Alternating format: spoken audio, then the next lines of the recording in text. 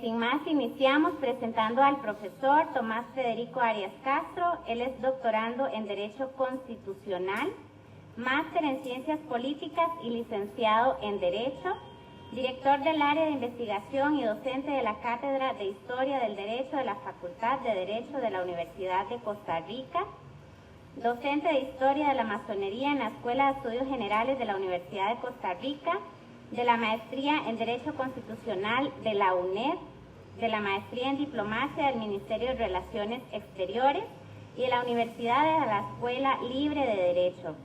Presidente de la Editorial Costa Rica en representación de la Universidad de Costa Rica, presidente de la Academia Costarricense de Ciencias Genealógicas, integrante de la Comisión Nacional de Conmemoraciones Históricas y director de la Comisión de Historia del Colegio de Abogados. Integrante de la Asociación de Genealogía e Historia de Costa Rica, académico de número de la Academia Morista Costarricense, integrante de la Asociación La Tertulia del 56 para la Historia de la Campaña Nacional contra los Filibusteros y panelista del Simposio Internacional de Historia de la Masonería. Integrante de la Sociedad de Amigos de la Academia Mexicana de la Historia y especialista en historia bilateral entre Costa Rica y México, con énfasis en las épocas del siglo XIX y la Revolución Mexicana. Y con esto iniciamos en esta conferencia, además una cordial bienvenida a los estudiantes de la universidad que nos acompañan en esta mañana y también a las docentes que están con nosotros y funcionarios universitarios.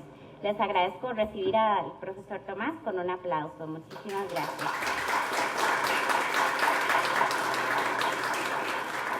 Gracias.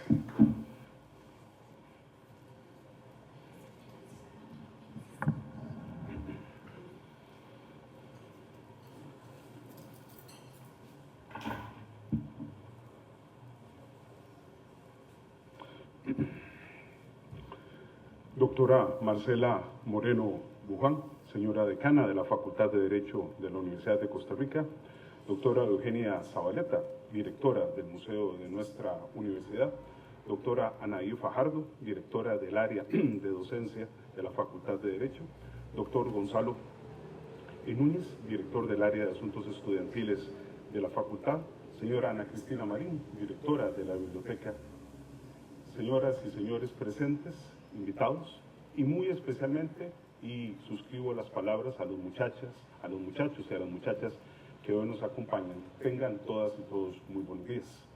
Quisiera, antes de iniciar mi disertación de esta mañana, agradecer de la manera más sincera, precisamente en la persona de doña Eugenia, la deferencia que han tenido, no solamente con mi persona en general, sino con la Facultad de Derecho en general, al habernos solicitado participar en este importante evento que está precisamente marcado en esta bellísima exposición que ha preparado el Museo de la Universidad para rescatar no solamente la memoria institucional, eso sería lo general, sino más importante, recordarnos a cada una de las personas que hemos tenido el gusto, como estudiantes, como profesores o como cualquier circunstancia de ser parte de la Universidad de Costa Rica, que nuestra casa de estudios tiene un pasado riquísimo, el cual debe ser conocido no solamente por las actuales, sino por las futuras generaciones, y este tipo de eventos es lo que permite que se conozca, que se valore y que se realce precisamente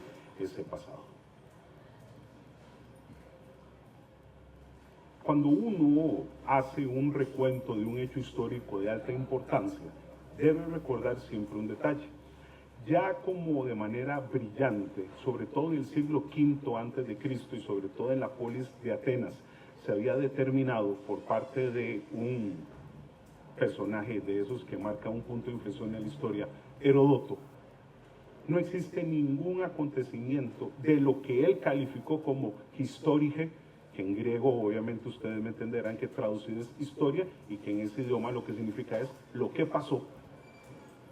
Había dicho claramente que no existe ningún acontecimiento, ningún evento, ningún aspecto que nos atañe a nosotros como seres humanos que haya nacido de la nada, que sea producto de lo fortuito, que sea una consecuencia de lo casual. No. Por el contrario, los hechos sociales se fundamentan, se explican, se basan en hechos precedentes que obviamente, como fichas de dominó, van dándole sentido a hechos posteriores. Y por supuesto que ustedes me entenderán que la Casa de Enseñanza de Santo Tomás y la Universidad de Santo Tomás cumplen por antonomasia con ese paradigma. No nació de la nada, no es producto de lo fortuito y por supuesto tiene una serie de antecedentes y eventos que vamos a empezar a analizar. Y en ese viaje en el tiempo, nosotros tenemos que arrancar en 1808. ¿Qué ha pasado y por qué nosotros tenemos ese punto exacto? Bueno, como se enseña generalmente en carreras como Historia, Derecho, Ciencias Políticas, ese año España, y más específicamente la monarquía española, es invadida por el que está considerado el personaje militar más importante de la historia y que por supuesto conocemos con el nombre de Napoleón Bonaparte. El problema o lo que hubo detrás de ese asunto, sin entrar en aspectos militares, políticos, económicos y sociales, y circunscribiéndonos solo a la parte territorial, es que España era dueña de la mitad del planeta. Como ustedes saben, desde California hasta Chile, la monarquía española ejercía un poder omnímodo sobre todos estos territorios. Y siempre hay una frase desde mi época de estudiante que me ha parecido brillante para ejemplificar este tema, y abro comillas: si España se enferma, América se resfría. Cierro comillas. Y a esto a lo que me refiero es el hecho de que cualquier cosa que sucediese allá en la metrópoli ibérica iba a tener incidencia directa en estos territorios americanos. Y lo cierto es que así fue. Para no entrar en detalles de circunstancias que podrían tocarse en otras coyunturas, en otros eventos, cuando los españoles deciden enfrentarse a los franceses, y véase qué importante para los que estamos en las ciencias jurídicas, también deciden oponerse de manera normativa, de manera estatutaria, de manera reglamentaria, de manera jurídica. ¿Y qué es lo que sucede? Toman la decisión, aceptadísima por cierto, de convocar a una reunión de representantes de todos los territorios para que tomen decisiones en conjunto. Pero cuando digo todos los territorios, no estoy diciendo los españoles, todos los territorios que poseían en el planeta, y se empiezan a mandar cartas a todos los virreinatos, las audiencias, las gobernaciones, las provincias, desde California, repito, hasta Chile, para que vayan a concurrir a la única ciudad que estaba libre en España, que se conoce con el nombre de Cádiz. Estas convocatorias van a llevar a que finalmente 384 legados vayan a viajar allá, y para, diría yo, siempre honra, lo vengo sosteniendo desde hace ya casi 2 décadas, para honra, orgullo y gracia de los costarricenses, se escoge al presbítero Florencio del Castillo Villagra, nuestro gran intelectual de aquel momento, para que vaya a representar a la pequeña provincia de Costa Rica en aquella coyuntura. ¿Por qué citamos todo esto? Porque producto de la reunión en el órgano legislativo, que en términos procesales parlamentarios españoles se conoce con el nombre de Cortes, que es el equivalente a una asamblea legislativa, a un congreso, a un parlamento, se reúnen estos diputados en una fecha que para toda persona que se precie de valorar la libertad y la democracia, es decir, el 19 de marzo de 1812, se va a emitir la famosísima Constitución Política de la Monarquía Española, que la gente la llama con el apodo informal de Constitución de Cádiz por el sitio en que ella se ha firmado. Señoras y señores, ¿por qué hemos hecho este introito? ¿Cuál es la idea? Los invito, como siempre debemos hablar los abogados con pruebas, a que puedan ver en algún momento el artículo 366 y el artículo 367 de la Constitución de Cádiz, y se van a llevar una muy agradable sorpresa. Establecen, palabras más, palabras menos, en ese texto, la obligación de cada una de las provincias, desde California hasta Chile, de abrir un centro de enseñanza en la ciudad principal para que ilustre a las futuras generaciones. Y creo que me han comprendido por qué teníamos necesariamente que empezar con ese aspecto jurídico constitucional, porque cuando esa obligación, repito, jurídica llega a la provincia de Costa Rica, se llevan una sorpresa.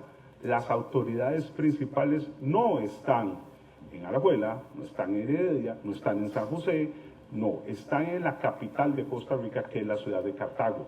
Y el ayuntamiento de Cartago se muestra reacio, se muestra renuente a hacer una cosa de estas. ¿Por qué? porque como decían muy bien nuestros abuelos, ¿qué se necesita para hacer chocolate?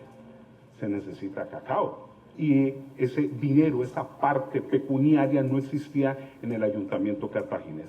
Véase cómo confluyen los grandes, como dice el historiador Stefan Zweig, los grandes momentos de la historia, porque entonces, como Cartago en un primer momento decide no asumir esa responsabilidad, van a venir los regidores del ayuntamiento de esa localidad que parece ser que le dicen San José, que parece ser que la conocen con el nombre de San José. ¿Por qué digo esto? Porque su nombre original es Villanueva de la Boca del Monte. Bueno, ¿qué es lo que ha sucedido? La otra gran sorpresa. La Constitución de Cádiz obliga a todas las ciudades a tener un ayuntamiento.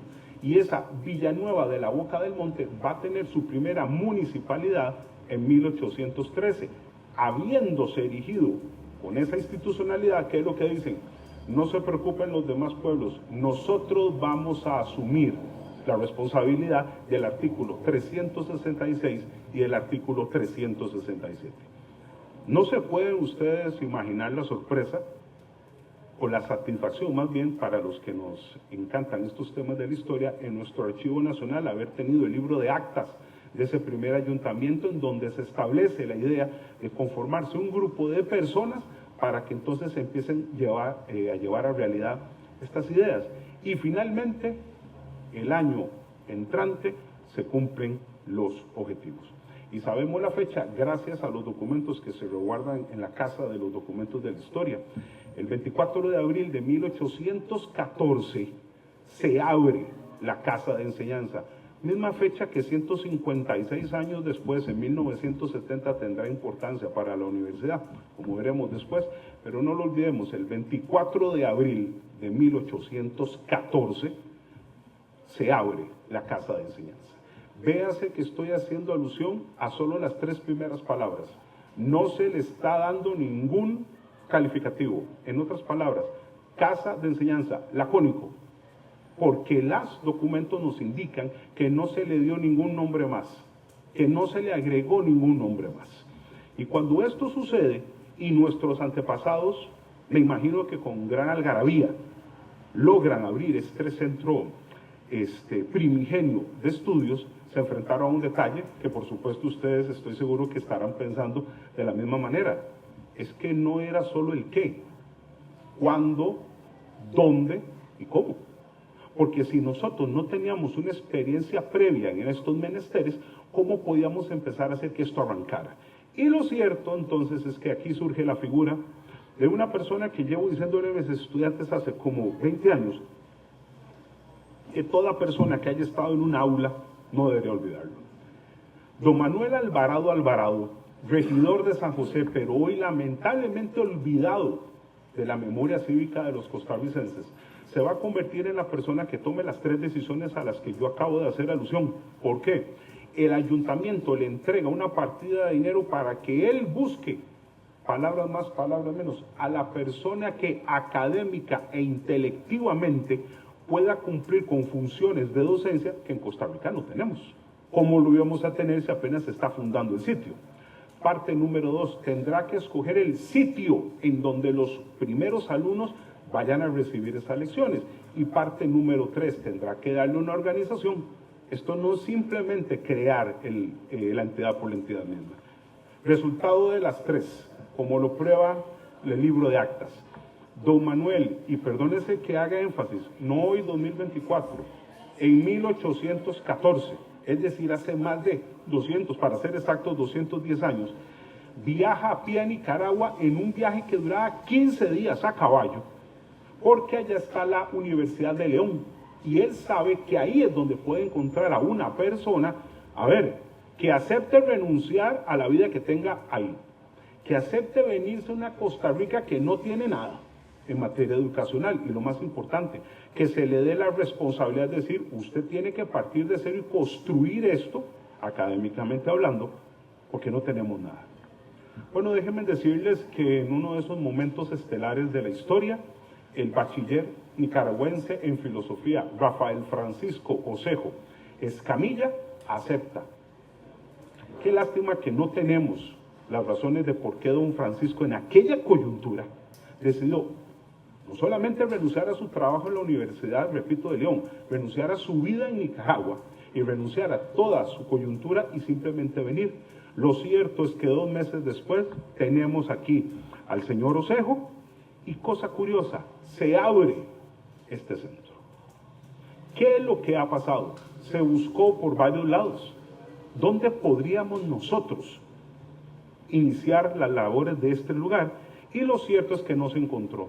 Y en uno de esos hechos que, permítanme decirles, hace la diferencia probablemente entre nuestra idiosincrasia cultural y la mayoría de países del mundo, se escogió un sitio para abrir ese lugar. Costa Rica desde 1766 había sido escogida junto con Guatemala para ser la sede de lo que se llamaba el monopolio del tabaco. Para que ustedes me entiendan, la manera de recibir rentas en aquella época era a partir de esta idea de que se recibieran dineros por el comercio y por el cultivo del tabaco. Lo cierto es que teníamos un edificio que se convirtió no solamente en el primero público de nuestro país, sino que ahí se guardaban todas las cajas, si ustedes me permiten, o todos los bultos de tabaco que se tenían que mandar, la mitad a Guatemala y la mitad a España. ¿Cómo se llamó el lugar? Factoría de tabacos. Se le llama precisamente factoría porque viene de la palabra latina factum, que significa hacer. Y entonces por eso además está considerada por los profesores de la Cátedra de Ciencias Económicas como la primera empresa en Costa Rica que se dedicó a actividades mercantiles. Aunque les parezca sorpresivo lo que van a escuchar, en esa entidad y propiamente en su bodega se abrió la Casa de Enseñanza. Tenemos la prueba en nuestro Archivo Nacional cómo se alquiló la parte de atrás de ese sitio para que los primeros alumnos, 5 en total, pudieran recibir lecciones del bachiller Osejo. Y cuentan ahí mismo que los muchachos tenían que salir inmediatamente después de clase al río Torres a bañarse, porque ustedes me entienden que después de 6 horas de estar sentados en cajas de tabaco, cómo salían oliendo estos muchachos. Y así, en ese río Torres, salían inmediatamente sabiendo que al día siguiente tendrían que repetir este mismo íter y con eso se inaugura. Por si todos quisieran saber el detalle de dónde se ubicó, es el primer centro de enseñanza del país, donde inicia la educación en Costa Rica y en donde empieza el hecho de por qué ustedes y yo estamos aquí hoy en día. Es en la cuadra que actualmente ocupa el Banco Central de Costa Rica y propiamente en la esquina diagonal al Club Unión y al edificio de Correos. En esa esquina céntrica empieza la enseñanza de nuestra nación. Pues lo cierto entonces es que pareciera que todo iba muy bien. No, las cosas nunca funcionan así. Nos llevamos una bofetada tremenda ese mismo año de 1814. Para sorpresa de propios y extraños, la Constitución de Cádiz queda derogada en 1814. Al derogarse, queda sin efecto la estructura municipal que se había hecho en San José y por lo tanto, por rebote, queda cerrada la Casa de Enseñanza. Las razones de por qué se cierra no vamos a entrar aquí, simplemente diremos que el monarca Fernando VII tomó a la Constitución de Cádiz como una limitación a su otrora poder omnímodo, no la quiso y por eso simplemente se deroga. Véase lo que son los costarricenses, por eso es que nosotros nos sentimos tan orgullosos de lo que somos nosotros desde otrora. Cuando esto sucede, los padres de ese grupo de niños, que ya 6 meses después había aumentado a casi 30, toman una decisión: van a sacar de su propio peculio, de su dinero privado, para que el bachiller Osejo se mantenga como profesor de esa casa de enseñanza, y esa casa de enseñanza deja entonces de ser municipal y pasa a ser entonces, ustedes me entenderían hoy, de naturaleza privada, sostenida, repito, con el dinero, con el peculio de los padres de familia. Pregúntense por un momento, ¿qué mentalidad ya tenían nuestros abuelos en 1814 que entendían claramente que la educación es por antonomasia la manera de que una persona se desarrolle? Bueno, pues creo que estos abuelos de nosotros no esperaban el tremendo capítulo que venía para ellos de valor. No habían pasado, señoras y señores, 7 meses, estoy hablando en marzo de 1815, cuando llega a Costa Rica el obispo Nicolás García Jerez, obispo de Costa Rica y de Nicaragua, cuando las dos estaban unidas. en otras palabras, la cabeza mayor de la Iglesia Católica en Costa Rica. Cuando se le comenta ante las preguntas de él qué es lo que ha sucedido y por qué a él le parece tan extraño que hay unos muchachos recibiendo lecciones en una bodega de tabaco, y se le explica la historia, miren, nuevamente nos remitimos a nuestros documentos en el Archivo Nacional. Monseñor García Jerez dice, se acaba esto inmediatamente. ¿Cómo se acaba? Se acaba inmediatamente. De mi propio dinero y en calidad de obispo, voy a comprar un terreno para donarlo a esta institución. Costa Rica no puede seguir recibiendo sus muchachos lecciones en una bodega de una empresa, en una industria. Y como nos lo indica el acta de traspaso patrimonial, de su propio dinero compra, disculpen, no fue un terreno, compró una cuadra. Y esa cuadra, que obviamente en aquel momento simplemente lo que tenía eran unos charrales y unas plantas, le agrega dos cosas más. Está dispuesto aquel que él es el propietario a donarle la propiedad a la municipalidad de San José, no podría porque no existía, recuerden que se había derogado, a una entidad que se haga cargo de este asunto solo con una condición. Antes de que les diga el motivo, por supuesto que los padres dijeron que sí, se firma, se da esta rúbrica de los documentos y el requisito que había pedido es, quiero que se le nombre Casa de Enseñanza de Santo Tomás. Es una petitoria personal. ¿Por qué? Porque admiro enormemente a Tomás de Aquino, santo escolástico medieval del siglo XIII, que como ustedes saben es el santo de la inteligencia, de la sabiduría y del intelecto, según el santoral de la Iglesia Católica, y con ese nombre tan rimbombante queda Casa de Enseñanza de Santo Tomás, gracias a la decisión de Nicolás García Jerez, quien en efecto hace el traspaso para que se convierta ahora sí en este centro, obviamente bajo la guía de los padres, y donde se ubicó el terreno, donde todos ustedes hoy conocen, al costado sur del Teatro Nacional. Es el lugar en el que hoy existe el Ministerio de Hacienda, que anteriormente fue el Banco Anglo de Costa Rica, que anteriormente ya veremos qué fue, pero que en 1816, cuando se hace el acto de traspaso, se va a convertir en la sede de la Casa de Enseñanza.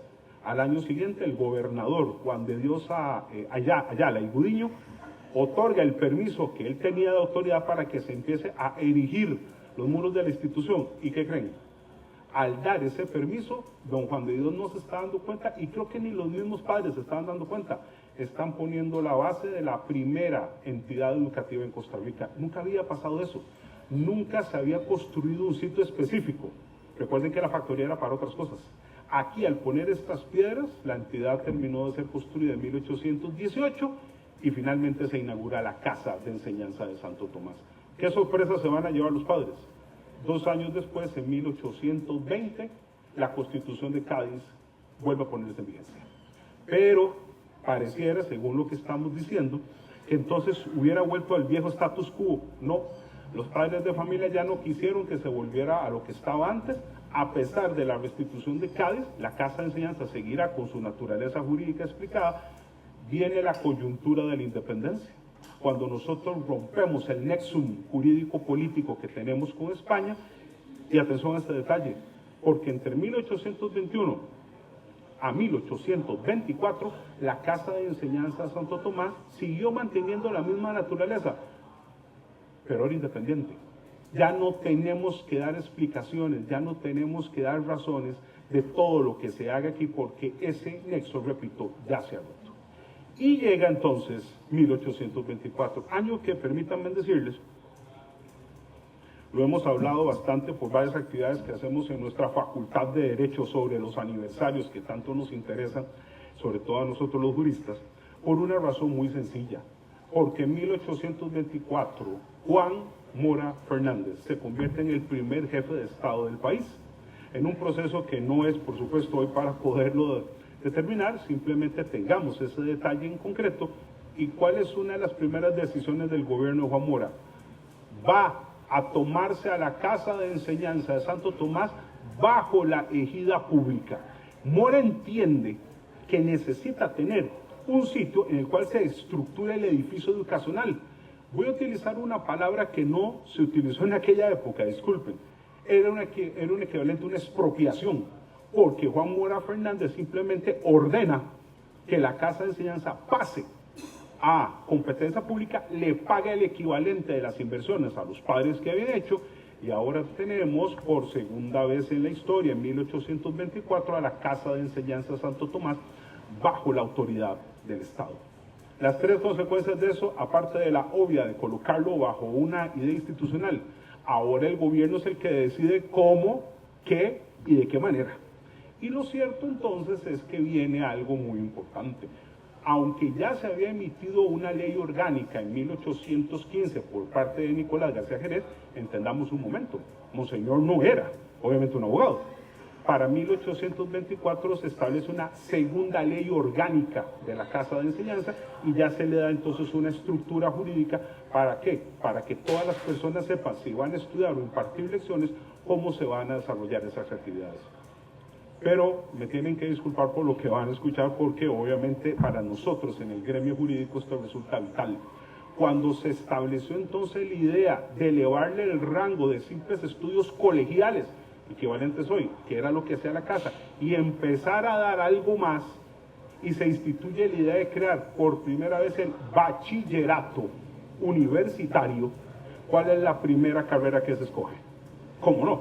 Se escoge a Derecho, para que sea la guía intelectual de esos primeros juristas que se quieren formar en el país para que ocupen los futuros cargos públicos.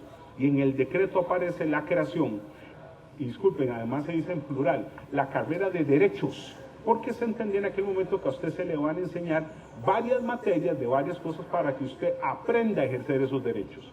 En este año se están cumpliendo los 200 años de la enseñanza del derecho precisamente en Costa Rica, gracias a este acto específico que le permite a las primeras personas que estén interesadas en conocer de qué se trata eso del mundo forense, del mundo jurídico, del mundo normativo. Pues bien, pasan otros elementos, otros años, y llegamos a 1830. Año que déjenme decirles que para los que amamos estos asuntos de historia y de bibliografía es vital. Costa Rica no tenía una imprenta. Costa Rica tenía que mandar a publicar todo lo que quisiese a Guatemala y a México con los costos que ustedes me entienden que eso significaba. Y en ese año Miguel Carranza, padre de las impresiones en Costa Rica, ha traído una especie, lo que sería hoy, miren, literalmente, así se ve en 1830, de una especie de nave espacial, que es una imprenta de torno. Esa era una estructura que ustedes pueden ir a ver en el Museo Histórico Juan Santamaría, en donde la tienen ahí, es uno de los tesoros que guarda ese museo. Y resulta ser que se acerca a una persona y de su propio peculio quiere hacer algo que era obvio, quiere imprimir un libro. Y cuando les digo imprimir, por supuesto, un libro de unas 100 páginas duraba por lo menos 3 meses, ¿verdad? Con todo lo que significaba cada una de las páginas, porque no sé si ustedes saben que se usaban los famosos caracteres de cuadros. Si yo quería poner, por ejemplo, el nombre casa, tenía que ir poniendo C, A, S, A, llenarlo de tinta, imprimirlo y estar en esto para cuántas copias fuera la persona que me está diciendo. Ahora imagínense una página. ¿Cuál es ese primer libro? Breves lecciones de aritmética. Repito, breves lecciones de aritmética. Ese libro lo paga de su peculio, pero ya verán por qué saco el tema, el bachiller Osejo. Se convierte en el primer autor costarricense. Solo queda una copia, mandó a hacer 20. La única copia que nos queda está resguardada en la Biblioteca Nacional, que ese es uno de sus tesoros más grandes. ¿Y qué dice abajo?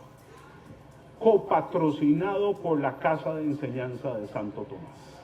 Así que para mucho orgullo de la Casa de Enseñanza, el primer libro también tuvo una participación económica pecuniaria, tal como lo ve esa prueba documental, y con eso tienen el primer libro de enseñanza. Porque, ¿para qué lo utilizaba? Para sus alumnos de matemáticas y aritmética, que él consideraba que era necesario poner por escrito varias de esas lecciones para que pudiera entonces seguir enseñando. Creo que queda clarísimo cuál es la impronta del bachiller Osejo, precisamente en esta línea. Pues bueno, todo el resto de la década de los años 30 del siglo XIX, la Casa de Enseñanza no tendrá ninguna modificación, ¿Por qué decimos esto? Porque se siguió manteniendo las mismas materias, las mismas carreras, se daban ya 5: teología, educación, sagrados, cánones, una equivalente a un bachillerato, digamos, en medicina, farmacia y por supuesto derechos. Hasta que termina la década y llegamos al año que yo considero tal vez el más importante de lo que vamos a ver hoy. Después, y ese detalle es muy importante, después de una serie de episodios muy trágicos que Costa Rica pasó aquí con la dictadura de Francisco Morazán, el gobierno es asumido por el alajuelense José María Alfaro Zamora, dicho sea de paso, el primer jefe de Estado de Alajuela en que ocupa el poder. Alfaro nombra un ministro, tiene 27 años el muchacho, perdone que lo insista, 27 años tiene ese muchacho, para que entonces se le dé una responsabilidad tremenda. Lo nombran ministro general, para que me comprenda, un actual ministro de la presidencia. Pero claro que sé que se estará preguntando, pero ¿qué podía tener un muchacho, un joven de 27 años para que le diera una responsabilidad tan grande?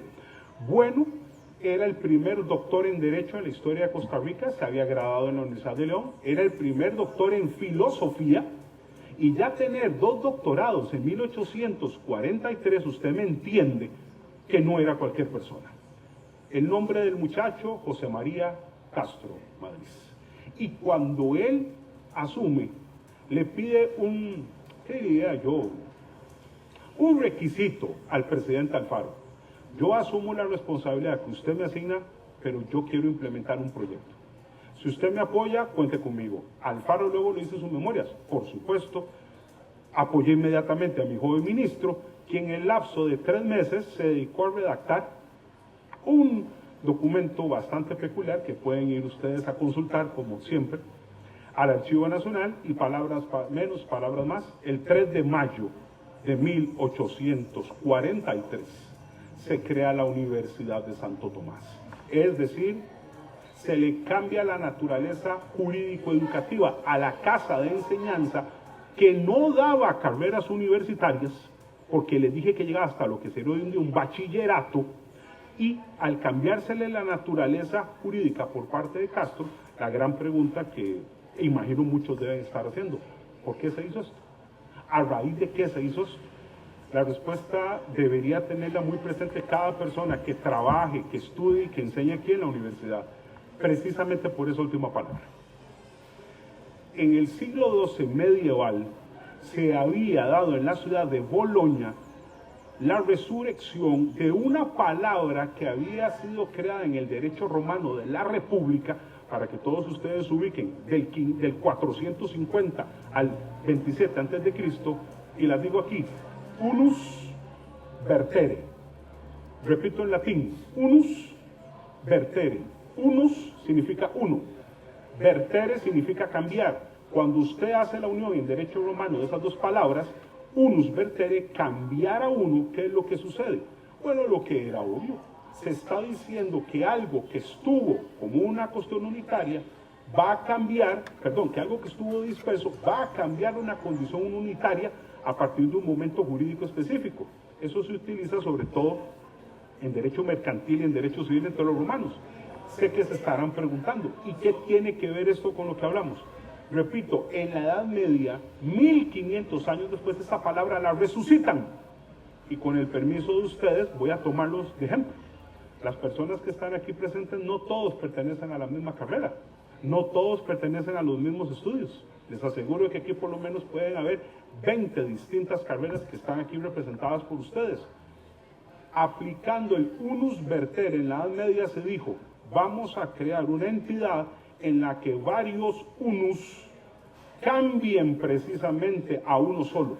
Es decir, un montón de personas dispersas se congregan en un sitio con un mismo objetivo, y de unus vertere viene la palabra universidad.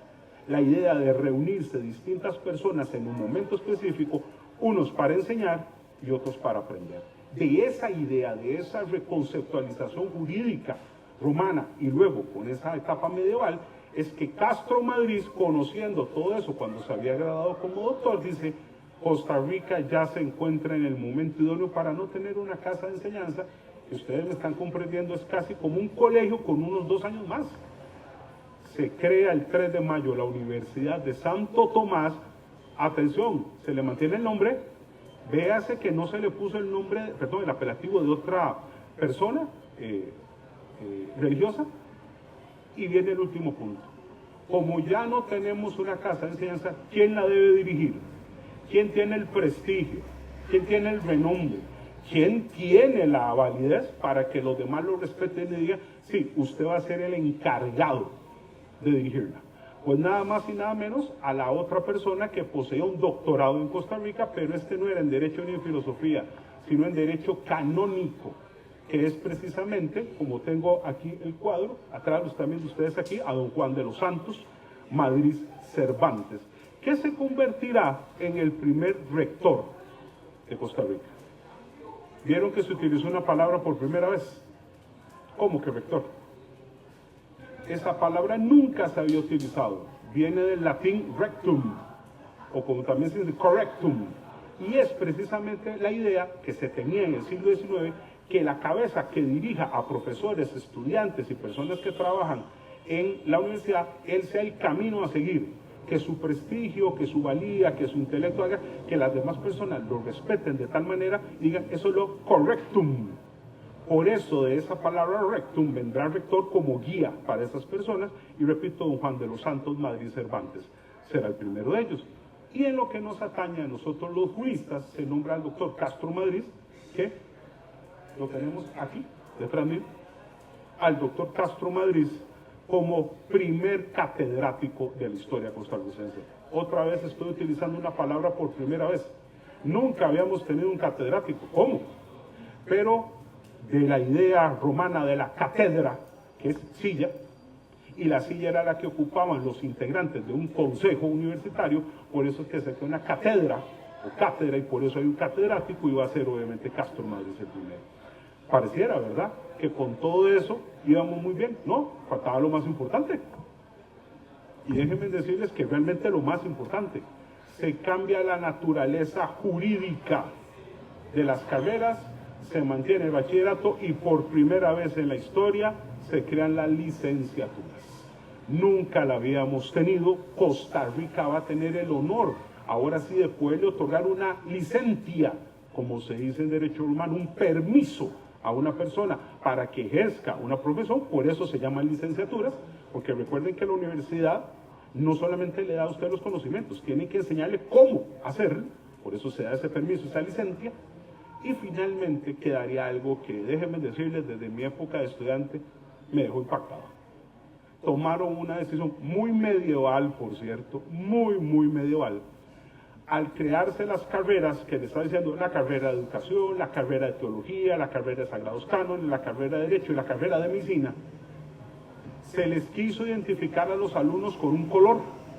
Y eso en la Edad Media se hacía como una especie de distinción en los gremios de trabajadores, para que entonces la persona dijera, si usted anda con un color azul, usted es médico.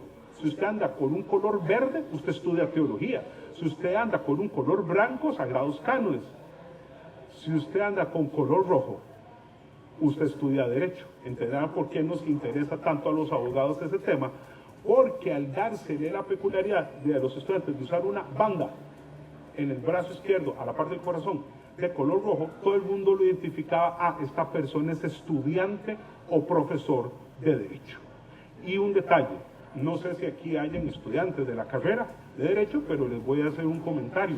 Eso explica por qué toda la iconografía de la Facultad de Derecho es de color rojo y por qué el Colegio de Abogados tiene entre sus colores al rojo encima del blanco, como elemento identificador de la carrera. Esto lo que hizo entonces es que ya los trabajos empezaron, la universidad inicia sus lecciones y, cosa curiosa, y me parece importante decirlo, cuando esos trabajos empiezan, mucha gente, entendamos, en Costa Rica no se estudiaba como ustedes ahora lo tienen. Mucha gente se preguntaba, ¿qué se hace con este asunto? ¿Y qué es lo que ha pasado? Se tuvo que traer un elemento otra vez del pasado. La mayoría de nosotros le dice a un garabato que hacemos en un documento, firma. ¿Sí? No, ese no es el nombre correcto. No sé si ustedes han notado que ese garabato que identifica cualquier documento que nosotros firmemos, exactamente nos identifica. ¿Cómo le decían los romanos a esto? Rúbrica. Y rúbrica viene de ruber, que es precisamente color rojo en español.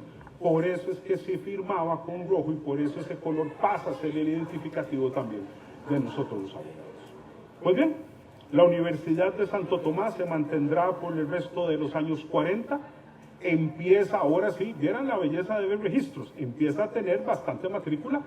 Tanto es así que uno se sorprende que en una Costa Rica todavía tan, vamos a decir así, primigenia en esos temas hubiese ese interés, y llega el año de 1850. El eximio presidente Juan Rafael Mora Porras ha asumido la presidencia, firma un concordato, y aquí me explico para quien no maneje ese tema de derecho. Concordato es el tratado que se firma a manera diplomática solamente con el Estado Vaticano, y resulta ser que ustedes se preguntarán ¿para qué? Para declarar pontificia a la Universidad de Santo Tomás. Esto va a pasar con la bula Christianae Religiones Auctor de 1850, y finalmente se le eleva ese rango tan importante a esta universidad para que tenga, atención a lo que voy a decir aquí, el mismo rango de la Universidad de Perú, creada en 1551, de la Universidad de Ciudad de México, 1551, de la Universidad San Carlos Borromeo de Guatemala, 1680, y la Universidad de León, 1816. Véase cómo nuestros abuelos pensaban en grande a la idea de darle todo esto. Pasará el resto de los primeros años de 1850 al 54 y viene algo que me enorgullece mucho decirles, y estoy seguro que ustedes lo compartirán conmigo. El presidente Mora, por primera vez en la historia, dentro del presupuesto general de la República, crea una partida específica para la construcción de un edificio universitario. Se destruye la casa de enseñanza que habíamos visto en 1816, se empieza a crear, y esa belleza que he visto aquí, que la tienen, aquí la estoy viendo precisamente la foto principal de la fachada, se va a crear en el gobierno de don Juan Rafael, y es la primera universidad de Costa Rica que se crea expresamente con un peculio público para nuestros futuros estudiantes. Terminará la década de los 50, pasará la década de los años 60. No quiero aquí introducirme en detalles porque aquí, como ustedes entienden, nos podrían dar las 10 de la noche hablando un montón de cosas que hay sobre este tema. Lo cierto es que se llega a la triste, y perdón, dije así, triste, década de los 70 decimonónicos, porque en 1874 se toma la pésima, no tengo otra manera de calificarlo, decisión de crear una entidad llamada Instituto Nacional. ¿Y saben qué era la idea de este Instituto Nacional? Crear un colegio cuyos estudiantes apenas obtuvieran el bachillerato pasaran a ser estudiantes de la Universidad de Santo Tomás. Y ustedes me dirán, profesor, disculpen, ¿por qué es una mala idea? Porque el colegio fue creado dentro de la universidad, se le dieron las rentas de la universidad, se nombró a los profesores de la universidad como profesores del instituto, y aunque les parezca increíble, terminaron sacando a la universidad de su propio edificio para instalar el instituto. Bajo esa tesitura, la universidad pasó 6 años oscurísimos, estuvo a punto de cerrar hasta que en 1880 el tocayo, el presidente Tomás Guardia Gutiérrez, revoca estas circunstancias, vuelven la Universidad de Santo Tomás a ocupar su posición, su organización y su sede, y en 1881 se crea su institución hermana. Por decreto del 6 de agosto se crea el Colegio de Abogados de Costa Rica, primer colegio profesional, y atención al detalle, la Universidad de Santo Tomás, por primera vez con otra entidad, va a ejercer, va a protagonizar un acto que sigue teniendo vigencia hasta el día de hoy. El gobierno de la República le encarga a un grupo de juristas que emitan una ley que vaya a sustituir a todas las otras leyes que se han emitido en el siglo XIX en materia civil, en materia procesal civil, para que ustedes me entiendan, en todos los actos jurídicos que tiene cualquier persona de manera cotidiana. ¿Y qué ha sucedido? De la unión de estos dos se emite el Código Civil de 1888. Veas el año. Ese Código Civil del 88 tiene una peculiaridad. Ese código tiene una peculiaridad. Está vigente. Parece increíble lo que aquí se dice, pero esa norma de 1888 hoy en día se utiliza, hoy en día es estudiada por los abogados y les digo, cualquier acto jurídico que se realice, por más simple que sea, está basado en esa norma que, repito, se hizo entre un grupo de integrantes del colegio y de los profesores de la Universidad de Santo Tomás. Por cierto, una nota al pie de página que sería casi un atrevimiento no decirles. Cuando se conformó esa comisión, se nombraron a 4 personas: Bernardo Soto, Ascensión Esquivel, Antonio Cruz y Fernando Chávez, que eran, para que ustedes me entiendan, algunos de los más importantes abogados de aquella época. Pero ellos quisieron llevar a 2 estudiantes de la universidad, ojo, 2 estudiantes, alumnos de 5º año que no tenían la carrera, para que les ayudasen, porque ellos querían tener una percepción del futuro. ¿Cuáles fueron los 2 mejores promedios de la Universidad de Santo Tomás en 1888 para que estos chiquillos, uno de 19 años y el otro de 20, los llevaran? Uno se llamaba Ricardo Jiménez Oriamuno y el otro se llamaba Cleto González Víquez. Yo creo que ustedes me entenderán que este par de chiquillos luego tendrían alguna incidencia importante, pero resulta ser que se dieron cuenta de algo: necesitaban que alguien escribiera. Y había un alumno, ya no de 5º, de 4º año, que era famoso como hablaba, pero sobre todo como escribía, y le ofrecieron: por 6 meses le vamos a pagar para que usted redacte el código, el original que está en el archivo. Y así un chiquillo llamado Alberto Brenes Córdoba, alumno de 4º año de la carrera de Derecho, se convierte en el redactor de esa ley que está vigente. Y para que ustedes comprendan, quienes no están en el mundo de lo jurídico, es el abogado más importante de Costa Rica. Como ustedes me entenderán, se conjugaban una serie de estrellas ahí en aquel momento, y Costa Rica tiene esa particularidad, siempre bajo, ojo, atención a ese detalle, la guía de la Universidad de Santo Tomás, de la cual provenían todos estos profesores y todos estos alumnos. Por fin, llega el año penúltimo, 1887. ¿Se acuerdan el error del Instituto Nacional? Claro que sí. La idea no era mala, lo malo fue cómo se hizo. Mauro Fernández Acuña, para mucha gente que considera que es maestro, no, de maestro nunca fue nada, colega abogado, tuvo una idea de revivir el instituto, pero con otro nombre. Y el requisito indispensable: no dentro de la universidad, no tiene que usted destruir o atacar a la universidad para poder hacer algo bueno. Y tomando una muy, ¿qué les diría yo?, socrática palabra, porque fue Sócrates el que la inventó en Atenas, funda el Liceo de Costa Rica en 1887. No sé si saben que el Liceo de Costa Rica, al ser fundado, se colocó bajo la autoridad de la Universidad de Santo Tomás. Los profesores de la universidad eran los profesores del liceo. El eje programático de la universidad era el eje programático del liceo, pero con la única diferencia de que la sede va a estar 2 cuadras hacia abajo, porque en donde están actualmente las instalaciones de la Caja Costarricense del Seguro Social en San José, ahí se creó el liceo. Entonces, por supuesto, cada muchacho que se graduara de bachiller pasará luego a la Universidad de Santo Tomás.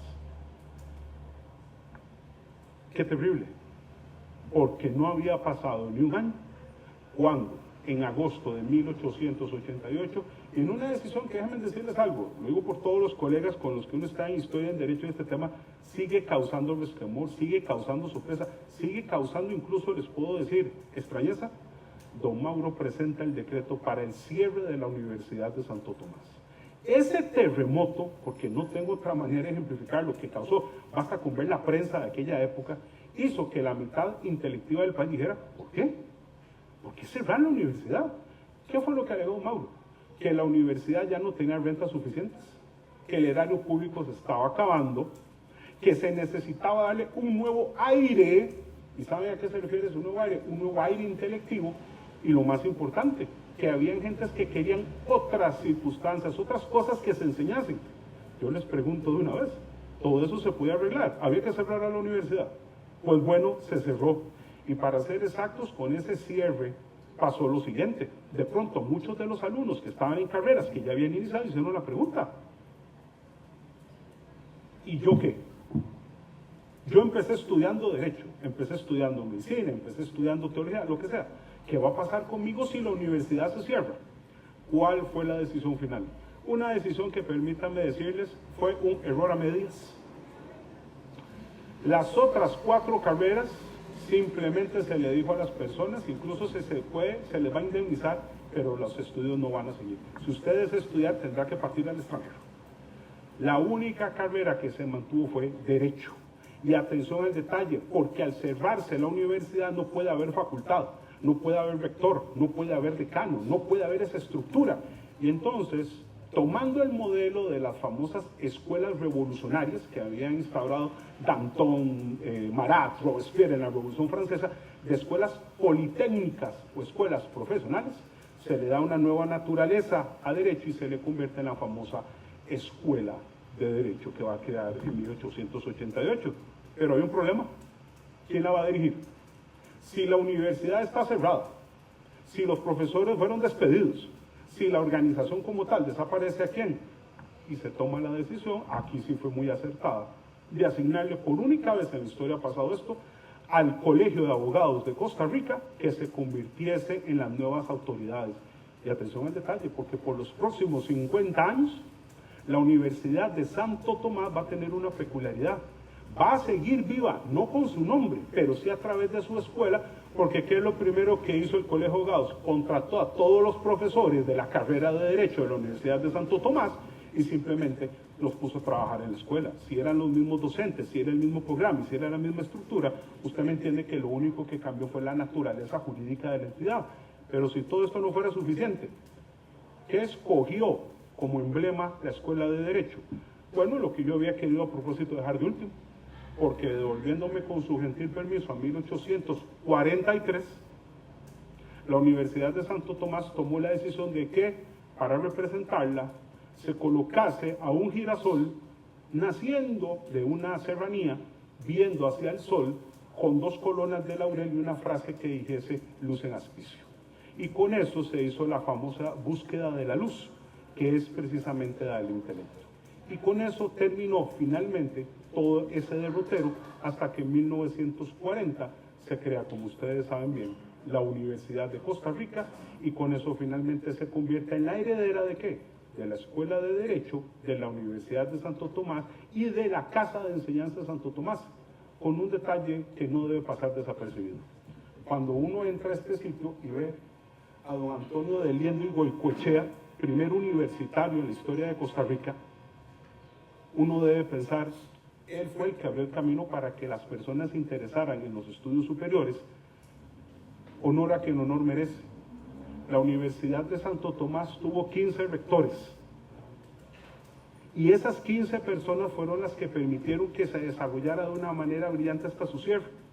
Si les había dicho que el primero había sido don Juan de los Santos Madrid Cervantes, luego vino Nazario Toledo Murga, Bruno Carranza Ramírez, José María Castro Madrid, Eusebio Figueroa Oreamuno, Nicolás Gallegos Castro, Vicente Herrera Celedón, Ramón Carranza Ramírez, Domingo Rivas Salvatierra, Lorenzo Montúfar, Vicente Sáenz Llorente, Carlos Durán Cartín, Alejandro Alvarado García, Juan José Ulloa Solares y cerró Félix Arcadio Montero Monje como último rector. Y con eso se cerró el ciclo para siempre de la Universidad de Santo Tomás, que repito, han tenido tan buena idea en el Museo de la Universidad de rescatar una historia que nos pertenece a todos los que nos enorgullecemos de ser parte de la Universidad de Costa Rica. Les agradezco enormemente la gentileza de su atención y tengan todos y todas muy buenos días.